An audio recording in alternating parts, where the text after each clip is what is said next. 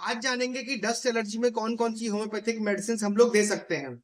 दोस्तों, dust allergy के symptoms होते हैं लगातार छींक आना और नाक बहना। आइए जानते हैं इसकी मेडिसिन। Allium cepa. दोस्तों, डस्ट एलर्जी के साथ साथ अगर छींक आए और पतली नाक बहे, आंखों में खुजली के साथ साथ जलन भी महसूस होती है। Ammonium carb 30। डस्ट एलर्जी के साथ साथ नाक बंद रहे, रात के समय सर्दी जुकाम बढ़ जाए।